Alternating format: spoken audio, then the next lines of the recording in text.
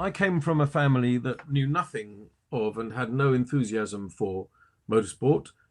My dad um, was a classical, or is, I should say, a classical pianist.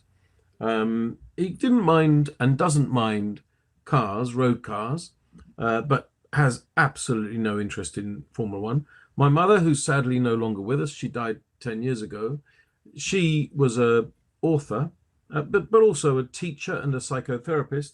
But she never had even the faintest interest in motor racing. I genuinely would say that when I was born, which was 1962, neither of them would have even heard of the term Formula One. Neither of them would have even heard of it.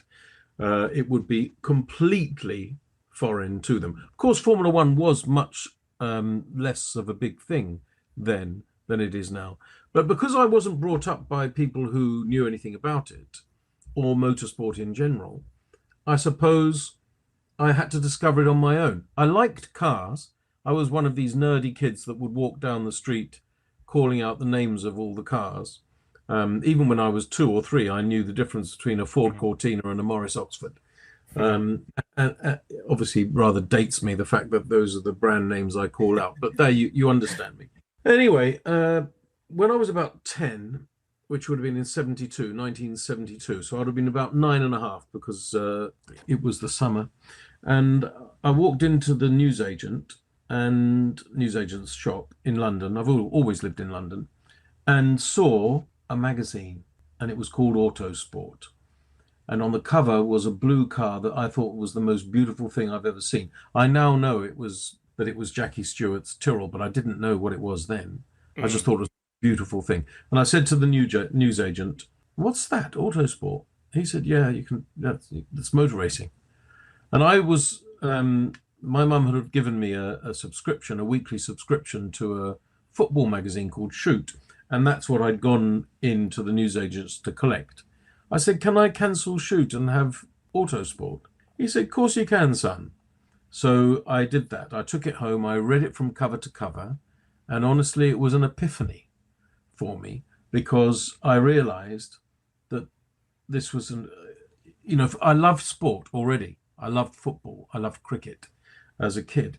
And the idea that my two passions, which were cars and sport, could be combined was completely new to me. And I thought this sport must have been invented for me only, and that nobody else would be interested in it. But I was wrong about that, of course. So that was how I fell in love with the sport, and I began to read Autosport. You have to remember that Formula One wasn't on television in the UK in 1972. The British Grand Prix might be highlights. Monaco just might be highlights.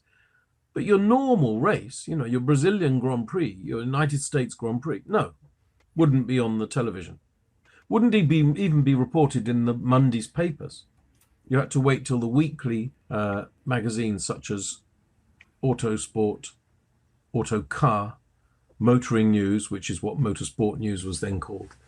So it was a really small, tiny sport, but I fell in love with it.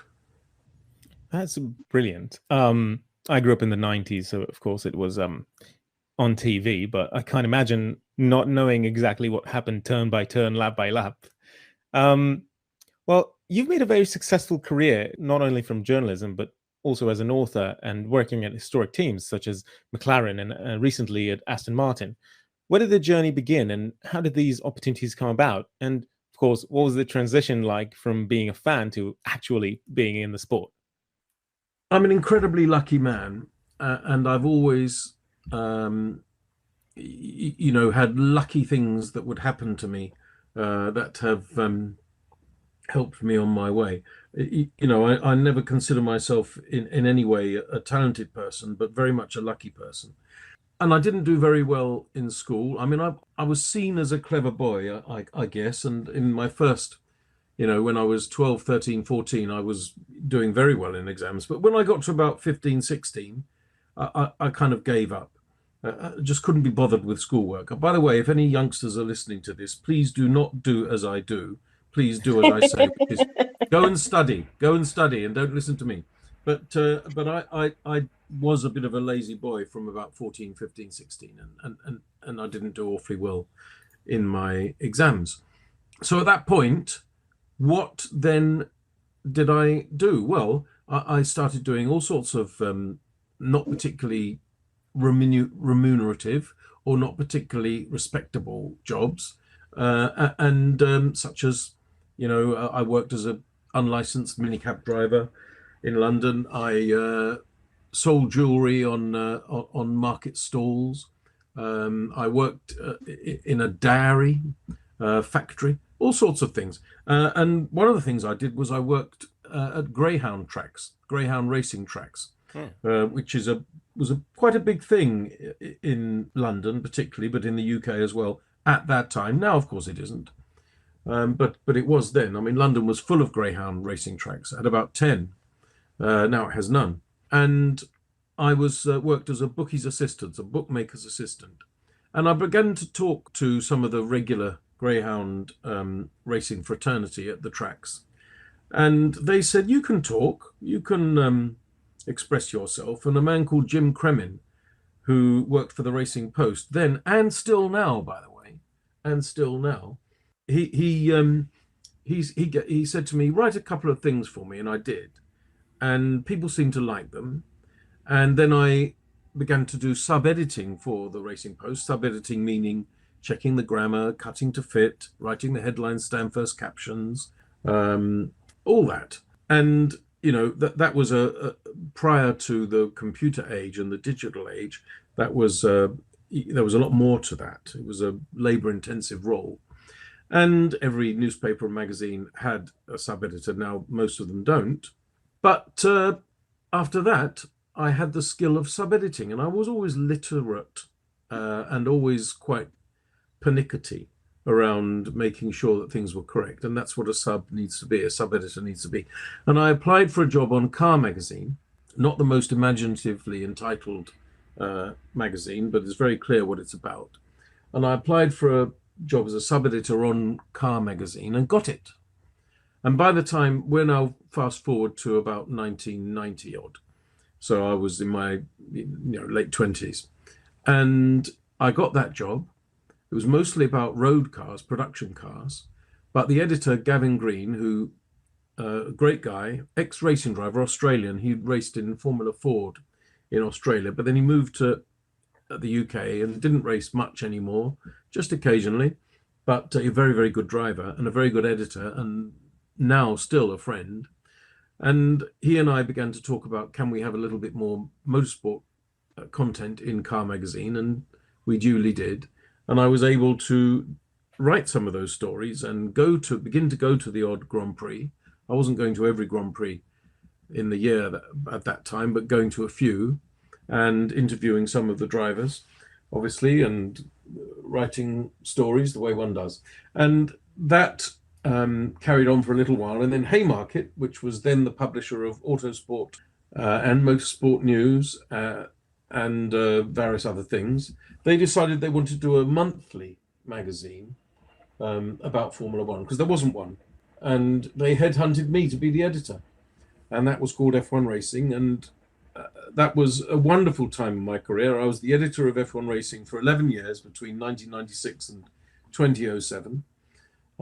Great time, wonderful times, working with brilliant colleagues, people like Peter Windsor, Ollie Pegan, Tom Clarkson, who will be well known, as would Peter, to motorsport fans who are listening to this potentially.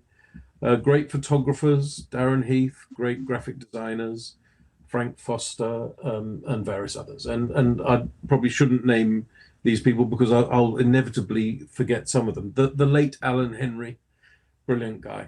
Anyway, I was very fortunate. And then I got to know various people in the sport because I began to go to every race, of course, in Formula One. And one of the people I got to know very well was Ron Dennis. And he finally offered me a job as Director of Communications. And I started on the 1st of January 2008. I've talked a lot about what I've done and what I'm doing. So I'm just going to say two more things, if I may. Sometimes people ask me, do you have mottos? Do you have maxims? And I'm going to say two that I do have. One is live and let live. And think about those 4 words. Live, that means actually do your best. Live your best life. Be your best you. Enjoy yourself. Work hard. Love and be loved. Do all those things. Work hard. Achieve. Try to be nice to each other. All those things that can be enshrined in the word live. And the next 3 words of it, and let live. Let others do the same. Allow them to do the same. Welcome their differences. Celebrate the fact that they're not all like yourself. Live and let live. By the way, I've said this before. It's something that I have tried to live by myself. And the second one is, if in doubt, say yes. Now, what does that mean? Obviously, it doesn't mean you should say yes to every suggestion. If someone suggests something that's foolish, perhaps criminal, or very unwise, obviously you shouldn't say yes to it. But by the way, you shouldn't be any doubt. You shouldn't be in any doubt. If someone asks you to do a crime, you shouldn't be in any doubt. Your answer should be no. But if you're in genuine doubt, if in doubt, say yes, then my advice is to say yes. Because if you go through your life from 0 to 80 years old, or however long you're granted on this planet, if you go on that journey, if you go through that life timidly saying no all the time, yes, some of those answers will be correct and wise and judicious, and you will have a certain kind of life. But if you say yes all the time, and I'm only talking about when you're in doubt, I'm not talking about saying yes to stupid things, but if you say yes all the time, you may make the odd mistake, but overall, in my view, you will probably end up having a better life, a happier life. So those are my 2 phrases. I love that. Thank you very much for listening to the 12 Days of Christmas here on Georgie's Stripping the Dipping podcast. I've been your unusual co-host F1 Blag. Don't forget to like, share and subscribe, and give us a follow both on Twitter and on Instagram @StripTheDip. Until next time, bye.